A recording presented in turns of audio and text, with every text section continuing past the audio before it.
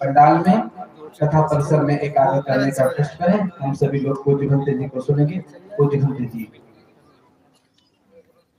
सबसे पहले आप लोग बैठ जाएं आराम से। जो इधर उधर खड़े हैं वो आकर पंडाल में बैठ जाए। आप लोग थोड़ी सी जगह ले लीजिए ताकि पूरा पंडाल भर जाए। लाइन से बैठिए, लाइन से बैठिए और एक के दो हाथ की जगह लेकर के बैठिए तो वहां तक चले जाएंगे। पूरा पंडाल भरा लगेगा एकदम। हाँ, ये बहने भी ऐसा करें। अपने बीच में दो हाथ जगह छोड़ दीजिए। किधर जाओ वहां आखिरी तक जाए। अभी देखिए पूरा पंडाल भर जाएगा।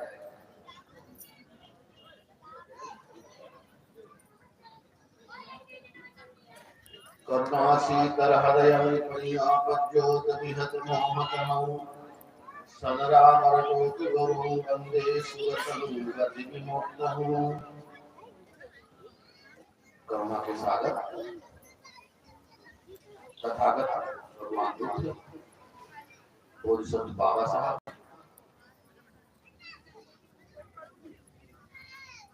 समन्वय संघ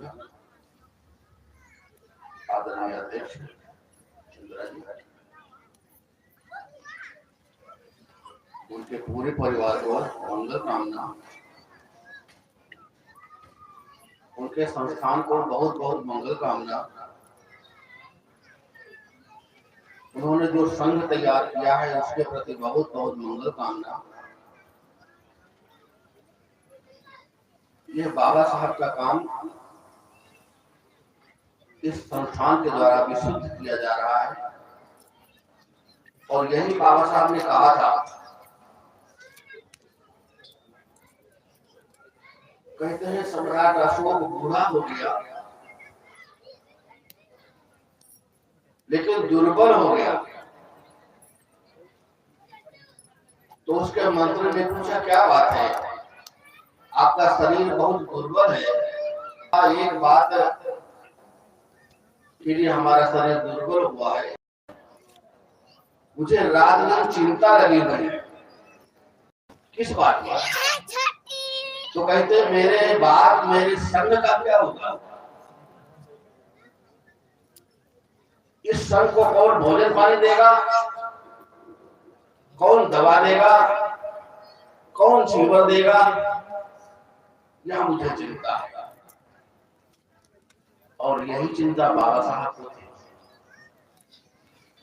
मेरे बाद इस समाज का क्या होगा, कौन इसे उपदेश देगा, कौन इनकी रक्षा करेगा, ये बाबा साहब को चिंता थी। आपके अंदर संस्कार बुद्ध का पहले से मौजूद है। 2567 वर्ष बुद्ध को हुआ। उस समय से लेकर आज भी आपके अंदर संस्कार है, लेकिन उस संस्कार में पानी कौन डालेगा? बाबा साहब पानी डालने वाले न होते तो आज ये दिखाई नहीं देता। तो बाबा साहब ने उसको जीवित किया। तो उसी को लेकर के आदरणीय चंद्रा जी या अन्य लोग जो काम कर रहे हैं इस तरीके का बहुत महत्वपूर्ण काम कर रहे हैं। ये उपासक संघ वाला काम, उपासका संघ वाला काम, भिक्षुओं का काम, भिक्षुणियों का काम जब तक नहीं करेगा कोई, तब तक संघ आगे नहीं बढ़ेगा।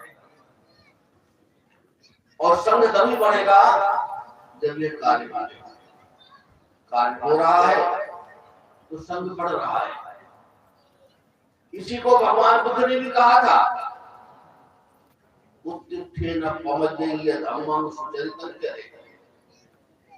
भगवान ने कहा था उठो,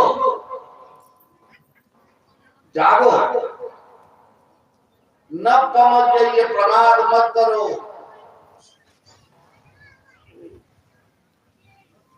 बहुत गई थोड़ी रही, थोड़ी भी अब जाए। प्रमाद में तुम्हारी उम्र बहुत चली गई, आलस करते करते पूरा जीवन व्यतीत कर दिया, कुछ हाथ नहीं लगा। और हाथ भी क्या लगेगा जब कुछ किया नहीं, कुछ करेगा तभी तो हाथ लगेगा। देखो, दो चीजें हमारे हाथ में नहीं है, बाकी सब कुछ हमारे हाथ में है। केवल दो चीजें हमारे हाथ में नहीं है, उत्पन्न होना और नष्ट होना। हम कहाँ जन्म लेंगे, किस परिवार में जन्म लेंगे, किस क्षेत्र में लेंगे, किस देश में लेंगे, ये हमारे हाथ में नहीं है। हम कहाँ मरेंगे, किस देश में, किस क्षेत्र में, किस घर में, और कैसे मरेंगे, ये भी हमारे हाथ में नहीं। लेकिन बीच वाला जीवन हमारे हाथ में है। उत्पन्न होने के बाद वाला जीवन और नष्ट होने के पहले वाला जीवन, ये हमारे हाथ में है। उस जीवन में हम बहुत कुछ कर सकते हैं। चाहे तो हम अपने, भगवान ने गाथा में कहा है, चाहे तो तुम अपने सर के ऊपर जूता चलवा लो और चाहे तो दूसरे का सर अपने पैरों पर गिरवा लो। क्या चाहते? चाहे तो तुम अपने दूसरे का सर अपने पैरों पर गिरवा लो और चाहे तो तुम अपने सर के ऊपर जूता चलवा लो। क्या पसंद है? क्या जूता चलवाना पसंद है? किसी को पसंद है कि हमारे सर में कोई जूता मारे? लेकिन कर्म करेंगे तो जरूर मारे जाएंगे। कर्म कभी किसी को छोड़ता नहीं है। तो तुम चाहे इधर चले जाओ, चाहे इधर चले जाओ, चाहे जूता चलवाओ और चाहे चलाने वाले का सर अपने पैरों पर गिरवाओ, तो पैरों पर ऐसे थोड़ी गिरेगा किसी का सर। चाहो आकर के दूसरा हमारे पैरों पर अपना सर गिरा दे, ऐसे थोड़ी गिरता है। ऐसे कर्म होते हैं मनुष्य के, वह कर्म करता है तभी दूसरे का सर उसके पैरों पर गिरता है। कर्म नहीं करेगा तो नहीं गिरेगा। अब ये होते हैं कुशल कर्म, अच्छे कर्म होते हैं। कुशल कर्मों से, इसलिए भगवान ने कहा है उठो, जागृत हो जाओ। धम्मं सुचरितं चले, आलस रहित होकर के सुंदर धर्म का आचरण करो। और सुंदर धर्म क्या है? धर्म तो बहुत है इस संसार में, ऐसा एक ही धर्म थोड़ी है। लेकिन सुंदर धर्म क्या है? जिससे किसी को परेशानी न हो, आपके कर्म करने से कोई दुखी ना हो, सभी लोग सुख का अनुभव करें। बहुत अच्छे कर्म कर रहे हैं, बहुत अच्छा है, बहुत बहुत मंगल कामना है, कितना सुंदर काम किया है। अब इस क्षेत्र में जिसके माध्यम से ये इतना बड़ा संस्थान तैयार हुआ है, कितना लोग प्रशंसा करेंगे, कितना धन्यवाद देंगे। बहुत अच्छा काम किया। कम से कम साल में बनते प्रियदर्शी जैसा विद्वान कथा करता है, कथा सुनने को मिलती है, तो कितना अच्छा काम किया गया है। इसलिए सुंदर धर्म है। तो धम्मं सुचरितं चले, सुंदर धर्म का आचरण करें।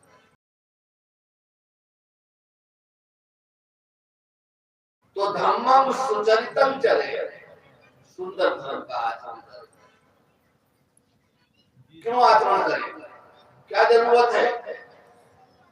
सुंदर धर्म का आचरण करने से क्या होगा? तो भगवान ने कहा कि धम्मचारी सुखम से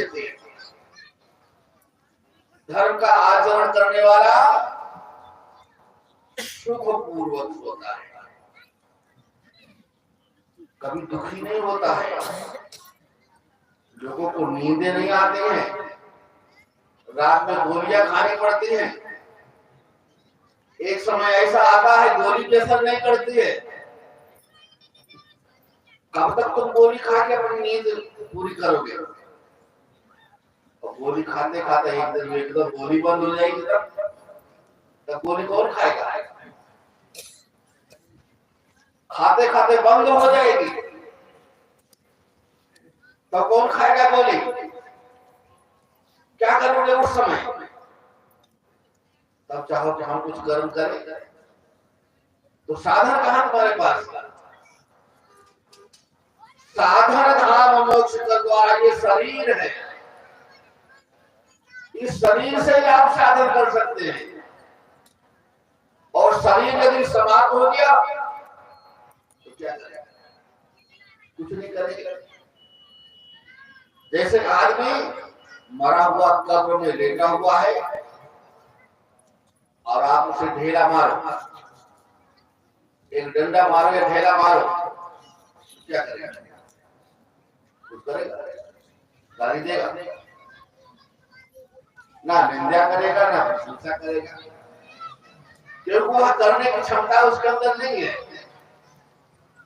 वो तो क्षमता से दूर हो गया है, कुछ भी नहीं कर सकता है। ऐसे ही कुछ लोग जीवित अवस्था में मरे हुए होते हैं। आलसी आदमी, आलसी आदमी और मरे हुए आदमी कोई फर्क नहीं होता है। कभी देखा आलसी हो? आलसी आदमी पेड़ के नीचे लेटा हुआ था, तब तक उसके सीधे में एक यहाँ पर पेड़ है, एक आम गिरा छोटा सा। दूसरे आलसी से कह रहा है, भाई ये जो आम गिरा हुआ है ये उठा के हमारे मुंह में रख दो। दूसरे आलसी से कह रहा है, अपना नहीं खा सकता। वो उससे भी ज्यादा आलसी था। उसने कहा इतनी देर से कुत्ता हमारे मुंह में पेशाब कर रहा, हम मना नहीं कर रहे, तो आराम उठा के रखे। आलसी आदमी कुछ नहीं कर सकता। अच्छा, आलसी आदमी कुछ करेगा? आलसी आदमी ना कुशल कर्म कर सकता है, ना अकुशल कर्म कर सकता है, दोनों नहीं कर पाएगा। इसलिए भगवान ने कहा है, न पूर्वजी प्रमाद मत करो, आलस मत करो। ज्यादा दिनों तक जीवित नहीं रहोगे, कब तुम चले जाओ कुछ पता नहीं है। इसलिए जब तक जीवित हो तब तक वो अच्छे काम कर लो, तब तक किसी की निंदा न करो, तब तक चोरी हिंसा व्यभिचार न करो, तब तक लोग तुम्हें जो है निंदा की दृष्टि से न देखें, जब तक जीवित हो। तो धम्मचारी सुखम से की धर्म का आचरण करने वाला सुखपूर्वक होता है, उसे दुख नहीं होता है, क्योंकि धर्म का आचरण करता है, इसलिए सुखी है। और सुखी व्यक्ति कौन होता है? धम्मं चरे सुचरितं नतं दुच्चरितं चरे। सुंदर धर्म का आचरण करने वाला सुखपूर्वक होता है,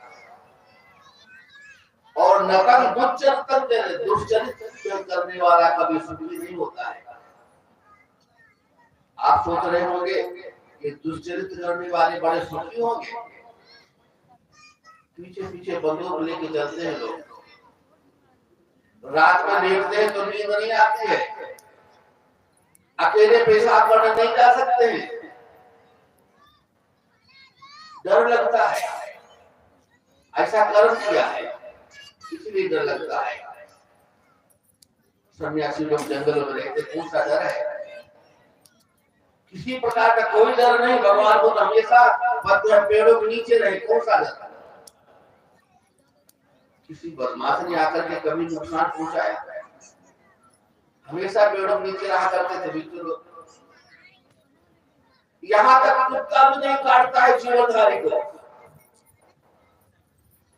कभी भी जीवनधारी को यदि ठीक तरीके से उसने जीवन पहना है तो कुत्ता नहीं काटेगा। कभी भी किसी आदमी जीवनधारी कुत्ते ने नहीं काटा, नुकसान नहीं पहुंचाया। तो जानवर भी नुकसान नहीं पहुंचाते, मनुष्य को क्या।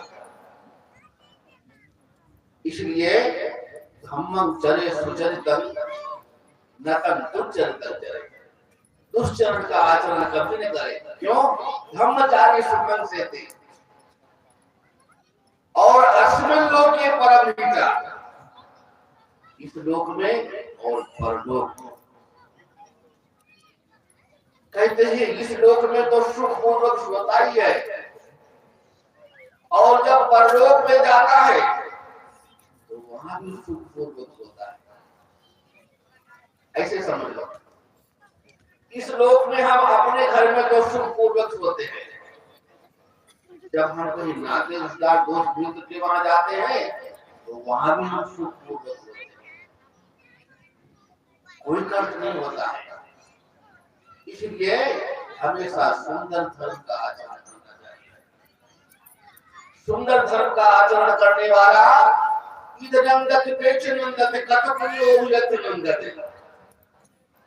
यहाँ पर आनंदित होता है और वहां पर आनंदित होता है। पुण्य कर्म करने वाला दोनों जगह आनंदित होता है। दुनिया में कथन मैंने पुण्य कर्म किया है या सोच सोच के आनंदित होता है, ऐसा नहीं दुखी होता है। पुण्य कर्म करते समय चित्त में कैसी भावना उत्पन्न होती है। जब आप किसी को दान करते हैं तो उस समय जो आपका चित्त के अंदर एक भावना उत्पन्न होती है दान देने की, अब उस भावना चित्त की भावना फिर कर्म में बदलती है और कर्म में बदल तो आदमी सुखी होता है। चित्त की भावना ही कर्म में बदल जाती है। कैसे भगवान ने कहा है, चेतना हम में कम्बम बदामी, मैं चेतना कोई कर्म कहता हूं। यदि चित्त की चेतना पवित्र है तो कर्म में बदलेगा और पवित्र कर्म करेगा, और चित्त की भावना यदि अपवित्र है तो कर्म में बदलेगा और अपवित्र कर्म करेगा। इसलिए चित्त की चेतना हमेशा पवित्र रखनी चाहिए। तो इस लोक और परलोक में हम सुखी रहेंगे, और जब हम सुखी रहेंगे तभी हम दूसरे को सुखी बना सकते हैं। हम ही सुखी नहीं है तो हम दूसरे को क्या सुखी बनाएंगे। हमारे घर में खाने के लिए नहीं है तो हम दूसरे को क्या खिलाएंगे। इसलिए पहले हमको सुखी बनना पड़ेगा। हम सुखी बनेंगे तो हमारा परिवार सुखी होगा। कभी कभी ऐसा होता है हम तो सुखी होते हैं लेकिन परिवार दुखी होता है, ऐसा क्या हुआ? मैंने तो अच्छा कर्म किया लेकिन लड़के अच्छे कर्म नहीं करते हैं, तो क्या कारण हो गया? कहते हैं लड़के बाप का आचरण नहीं करते। क्यों नहीं करते? बाप का संस्कार पुत्र के अंदर है, जरूर होता है। हर बेटे के अंदर बाप का संस्कार होता है, लेकिन उस संस्कार को बढ़ाने वाले संस्कार और चाहिए उसको। अब हमको देखना कि लड़का दूसरे रास्ते पर क्यों जा रहा है। अब हमको देखना है उसके दोस्त मित्र कैसे हैं, वो जहां बैठता उठता वो लोग कैसे हैं, पढ़ने जाता वहां टीचर लोग कैसे हैं, ये बाहर का वातावरण कैसा है। पिता के संस्कार तो उसके अंदर है, लेकिन बाहर के संस्कारों ने वो संस्कार को दबा दिया। अब उसके ऊपर बाहर ही रंग चढ़ने लगा और धीरे धीरे पिता के संस्कार दब गए, और पिता के संस्कार दब गए तो कैसे वो और पिता के संस्कार दब गए तो कैसे वो उस क्षेत्र में जाएगा। तो पिता के संस्कार होते हैं तो बाहर के संस्कार भी वैसे होने चाहिए, दोस्त मित्र वाले संस्कार भी उसी तरीके से होने चाहिए, तो आगे बढ़ जाएगा। और जहां संस्कार दबे वहां दूसरे संस्कार आ जाएंगे तो फिर पिता के विपरीत काम करना शुरू कर देगा। ऐसे सभी का होता है। तो चित्त की चेतना को हमेशा देखते रहना चाहिए, मन की पवित्रता को हमेशा देखते रहना चाहिए। हमारा मन कहाँ जाता है, क्या सोचता है, क्या करता है, इसी पर कर्म निर्भर होते हैं। ज्यादा हम नहीं बोलेंगे आज, बोलते को जाना है। तो चित्त हमारा यदि पवित्र है तो हमारा कर्म भी पवित्र होगा, और चित्त हमारा यदि अपवित्र है तो हमारा कर्म भी अपवित्र होगा। और जैसा हम कर्म करेंगे फल वैसे ही बनेगा। इसलिए भगवान के धर्म में श्रद्धा रखनी चाहिए, श्रद्धा से सुनना चाहिए, श्रद्धा से जाना चाहिए, श्रद्धा से दान देना चाहिए। जो श्रद्धा मान लवंते ज्ञान, श्रद्धा है तो ज्ञान की प्राप्ति होगी, श्रद्धा है तो शांति मिलेगी, श्रद्धा है तो दान का फल मिलेगा। इसलिए हर व्यक्ति को धर्म के प्रति श्रद्धा रखनी चाहिए, भिक्षुओं के प्रति श्रद्धा रखनी चाहिए, और अच्छे जो कर्म है सबके प्रति श्रद्धा रखनी चाहिए। आप सबको बहुत बहुत मंगल कामना।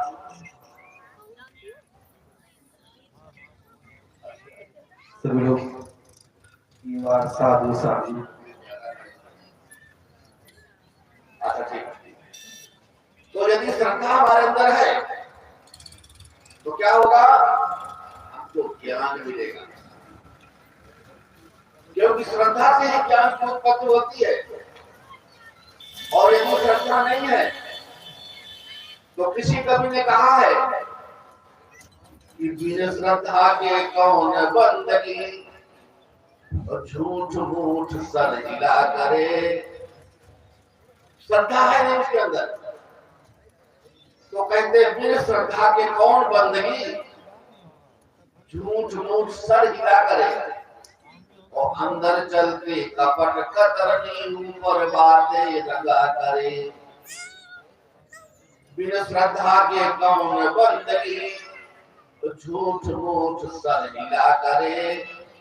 अंदर चलते कपट कतरनी, ऊपर बातें लगा करे। अंदर तो कपट की कतरनी चल रही है। कतरनी जानते हैं,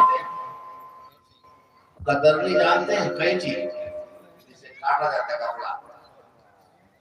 तो अंदर तो कपट रूपी कतरनी है। कपट क्या होता है,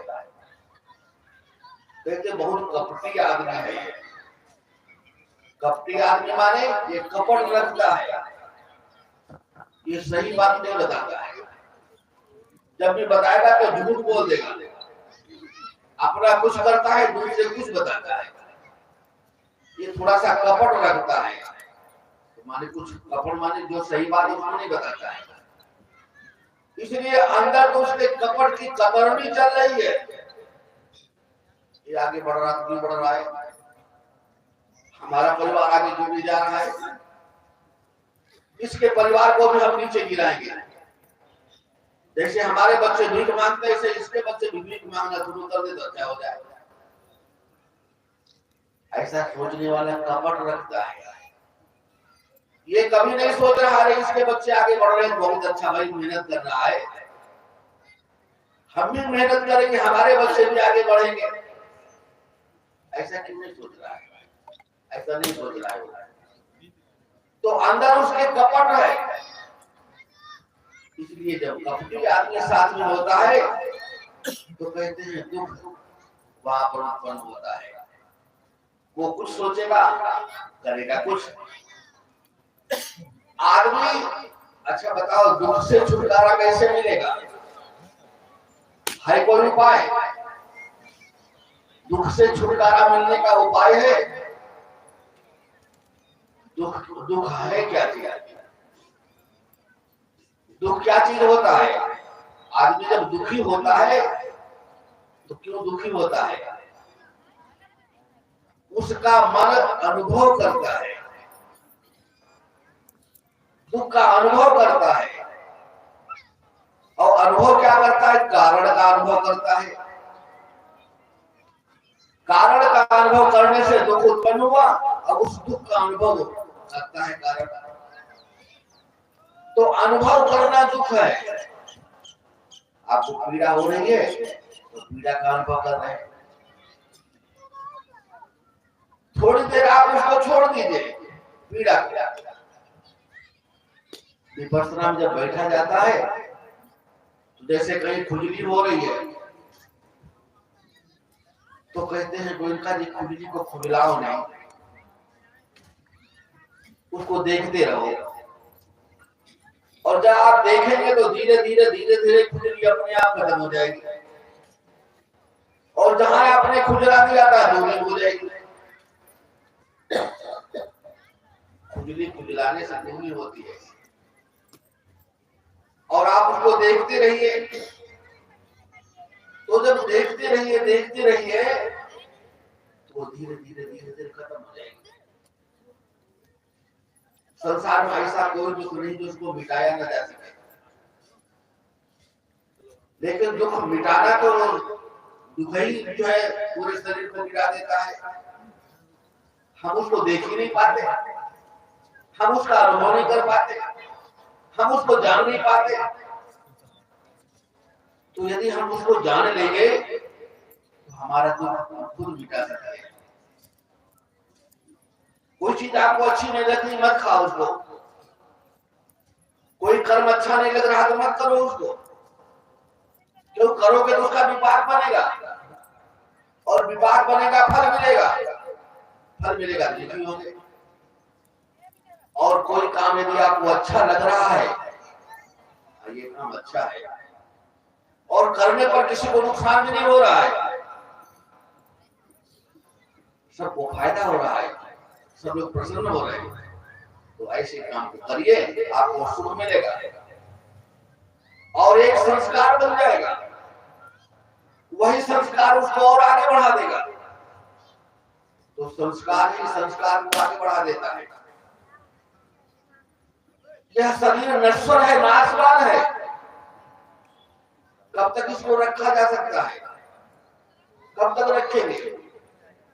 जर्जर अवस्था है कि बूढ़ा हो जाएगा, खत्म हो जाएगा। इसको रखा नहीं जा सकता है। तो बचपन से लेकर मरने के पहले तक कुछ कर्म कर लो, इससे कुछ अच्छे कर्म कर लो। क्योंकि जीवन में जो आपने कर्म किया है उसी का विपाक ये है शरीर। आपने कुछ बहुत अच्छा कर्म किया होगा तो आज आप भगवंत कथा सुन रहे हैं। ये पहले के कर्मों का फल है। आप आज जो इस यहाँ पर बैठे हुए हैं आज का नहीं है। आपने पूर्व जन्म में कुछ अच्छा काम कर रखा होगा। विशाखा का ससुर जो था वो मिगार था, सेठ। तो एक दिन वो सोने की कटोरी में खीर खा रहा था। एक बौद्ध भिक्षु भिक्षा मांगने के लिए दरवाजे पर खड़े थे और विशाखा जब अपने घर में थी तो जो है बंदे लोगों को भिक्षा दिया करती थी और वहां भी देना चाह रही थी कि हम बंदे को भिक्षा दे। अपने ससुराल श्रावस्ती में, लेकिन हमारे ससुर देंगे, अब देंगे, अब देंगे, अब देंगे, ऐसा सोच रही थी। उसका ससुर जो था वो जैन धर्म को मानने वाला था, इसलिए वो भंगे लोगों को श्रद्धा नहीं रखता था। तो विशाखा ने कह दिया, भंते जी आप दूसरे दरवाजे पर चले जाओ, हमारे ससुर बासी भोजन कर रहे हैं। अब वो सोने कटोरे में खीर खा रहा था। उस भिक्षु के सामने हमारी बेइज्जती कर दिया इसने। तो पंचों को बुलाया, जो बीच वाले लोग थे, बिचौलिया शादी करवाने वाले लोग, कहा देखो आज इसने हमारी बेइज्जती किया है। तो पंच लोग आए, उन लोगों ने पूछा क्या बात बेटी? पूछा क्या बात बेटी, क्यों तुमने कहा कि ये बासी भोजन कर रहे हैं जबकि सोने कटोरी में खीर खा रहा था? तो कहा देखिए हमारे ससुर उस पूर्व जन्म में अच्छा काम किए थे तो आज इनको सोने कटोरी में खीर खाने को मिला, और अब नहीं करेंगे तो आगे क्या मिलेगा? तो बासी तो खा रहे हैं। बिगाड़ की बात समझ में आ गई। उसने उसी समय अपने बहू को माता कह करके संबोधित किया, बोली साधु। उसी समय माता कह करके अपने बहू को संबोधित किया, आज से तुम हमारी धर्म की माता हो, तुमसे हमको ज्ञान मिला है, मैंने कुछ कर्म किया था अच्छा, तो आज हमको सोने कटोरी में खीर खाने के लिए मिला हुआ है, आज नहीं करेंगे तो आगे क्या मिलेगा? इसलिए आप लोगों ने कुछ अच्छा काम किया था तो यहाँ बैठे हुए हैं, अब इस जन्म में अच्छा काम नहीं करेंगे तो आगे क्या मिलेगा? जो करेंगे वही तो मिलेगा, जो नहीं करेंगे वो कहां से मिलेगा? तो ये जन्म जो है करने वाला है, करो कुछ, नहीं तो चला जाएगा, नश्वर है, नाशवान है, तो कार्य करो। कार्य कारण प्रत्यक्ष ज्ञान हो के परे लक्ष्य का जो ममता को पक्षदा में कोटि विकार है, ये विकारों वाला शरीर है, एक नहीं कोटि विकार भरे हुए इसमें है। इसी से आपको अच्छा काम करना है, तो पुण्य करो, धर्म करो, ताकि आपको भी लोग जाने और आपका यश बढ़े तो पूरे क्षेत्र के लोग जाने बड़ा व्यक्ति ने कितना अच्छा काम किया है। हमारी माता लोग भी करें, जितना कर सकती उतना करें, बच्चों लोगों को दान दें, घर में कोई भिक्षा लेने आते हैं उनको दान दीजिए, श्रद्धा से दान दीजिए। ऐसा नहीं कि जो है अंदर तो कपट चल रहा ऊपर से दान दे दे, ऐसा नहीं होना चाहिए। दान देते समय किसी प्रकार का संकल्प विकल्प नहीं होना चाहिए।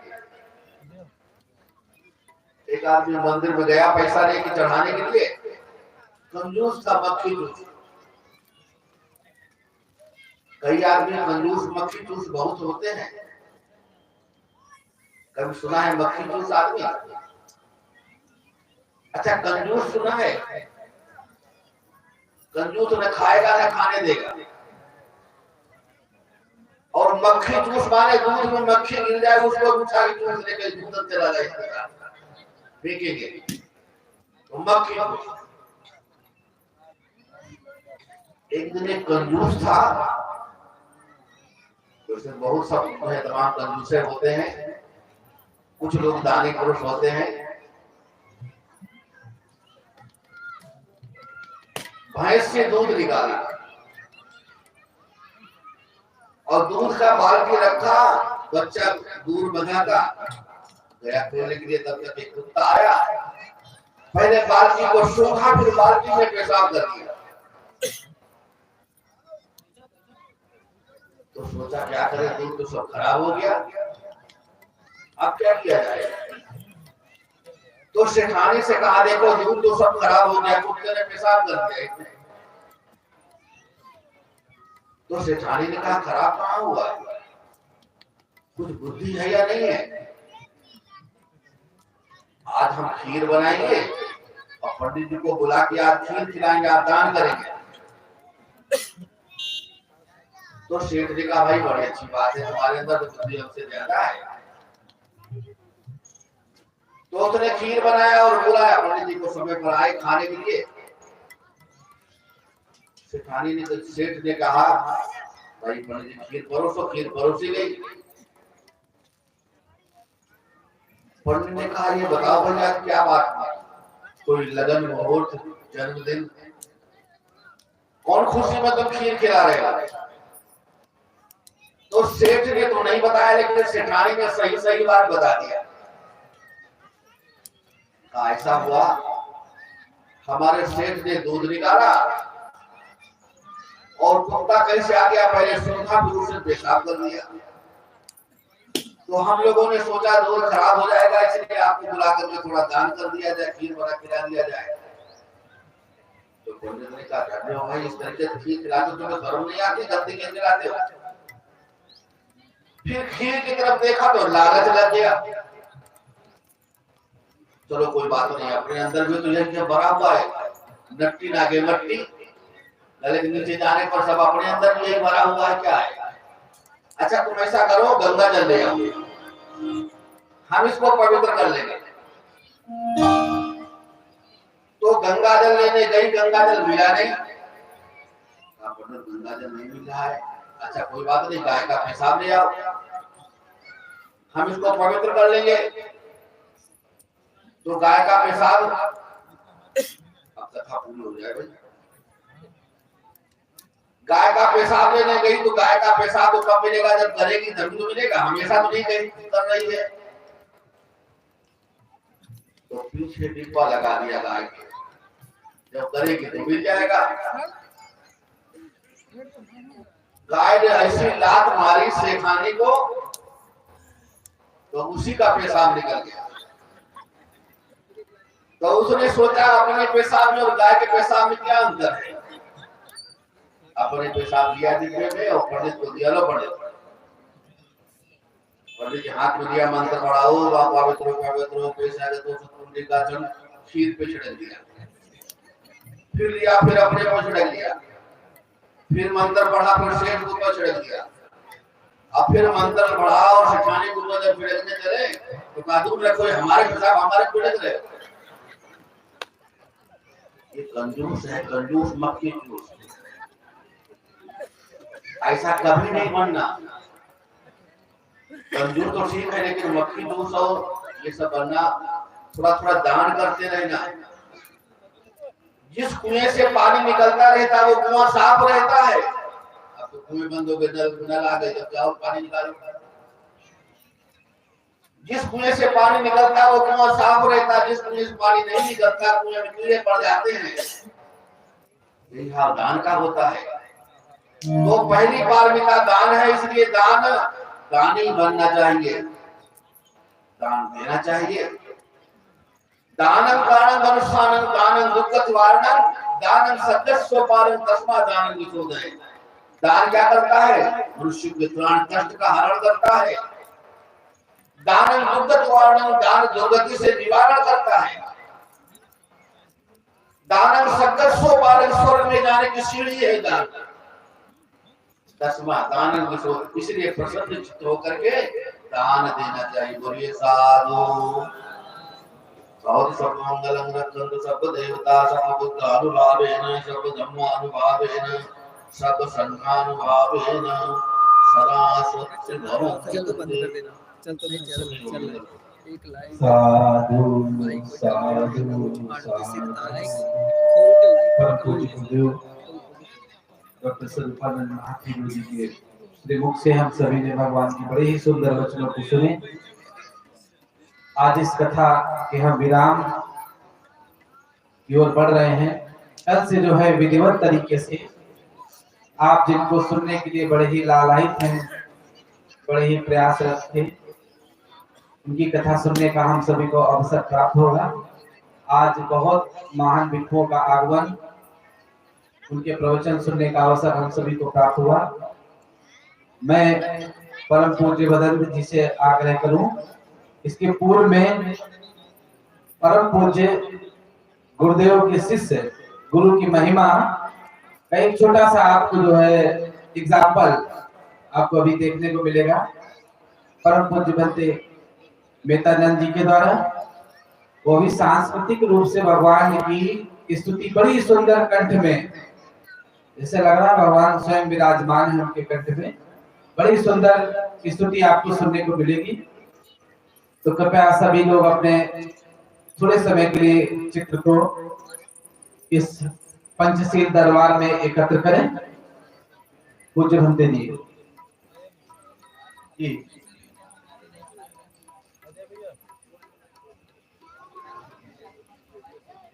टाइम लगेगा।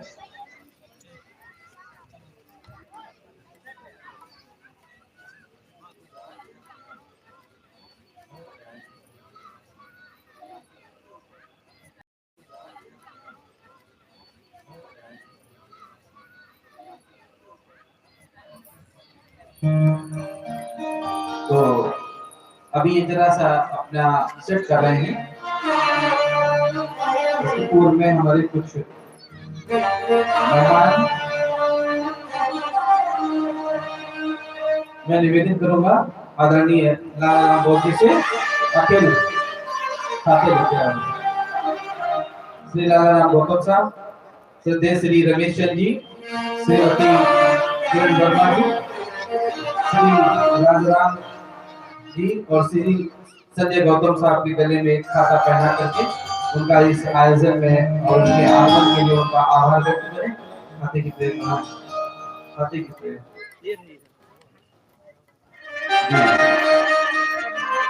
आपकी ट्रेन है, आपको जल्दी जाना है, तो फिर आप इनको जो है खाता पहना करके अभिनंदन करें।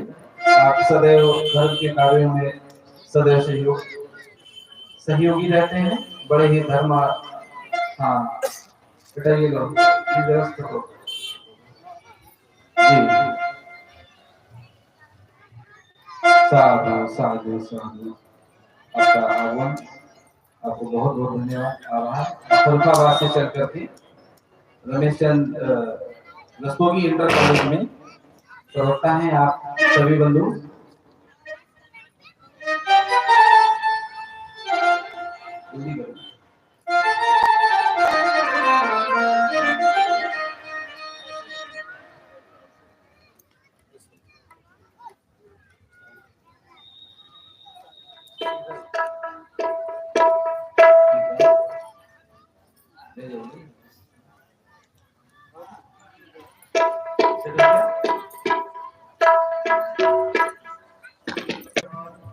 सभी भिक्षु संघ को कोटि कोटि नमन करता हूँ।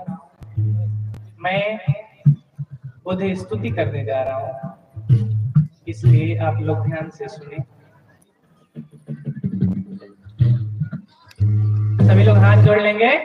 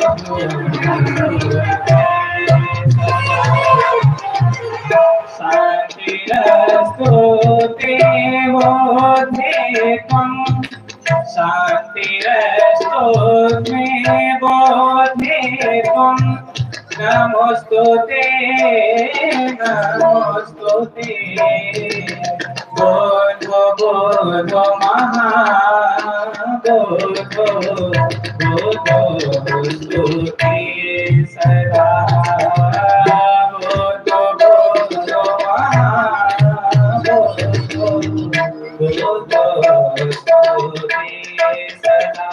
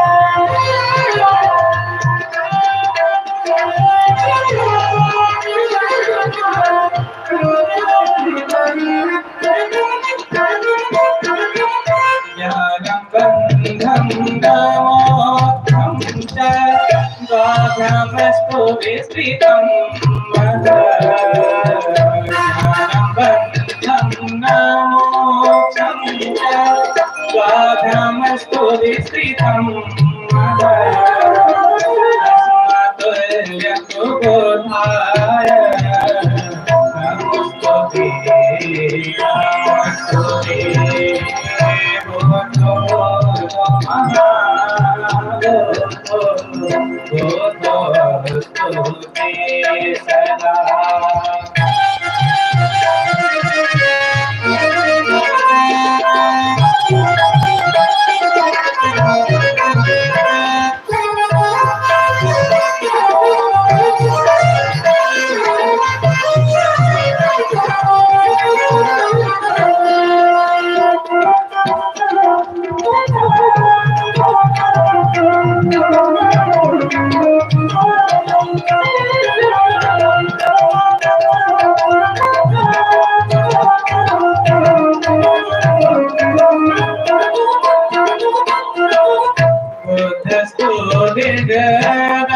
सीता सर्वभूतहिते रता।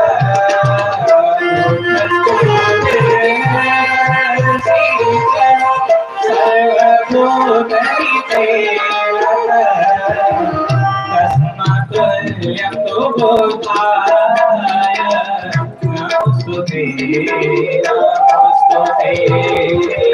बोधो बोधो महा बोधो बोधो स्तुते सदा।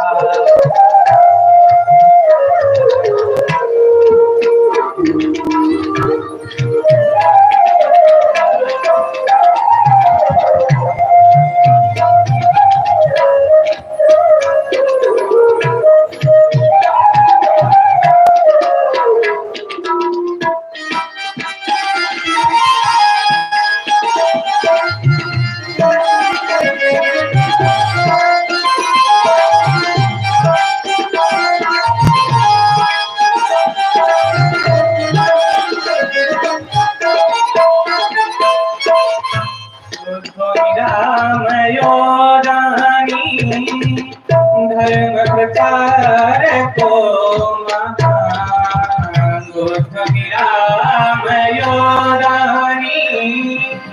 धर्म प्रचार को महान शांतिरस्तु मे बोधितम्। नमोस्तुते नमोस्तुते। बोधो बोधो महा बोधो बोधो स्तुते सदा। बोधो बोधो महा बोधो बोधो स्तुते सदा।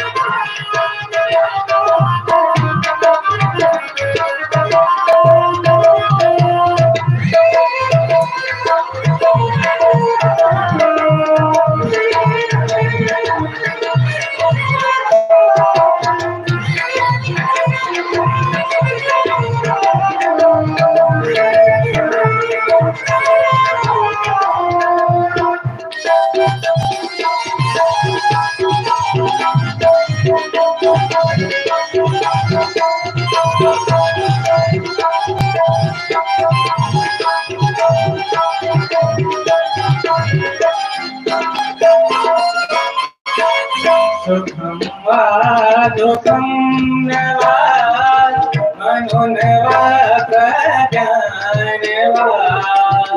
सुखं वा दुःखं न वा मनुन वा प्रज्ञान वा। तत्त्वमीति मे नित्यम् आद्योत्रं नवा मनोनवा प्रज्ञानवा तत्त्वमीति मे नित्यम् बोधस्तुति सदा सुखी बोधो बोधो बोधो स्तुति सदा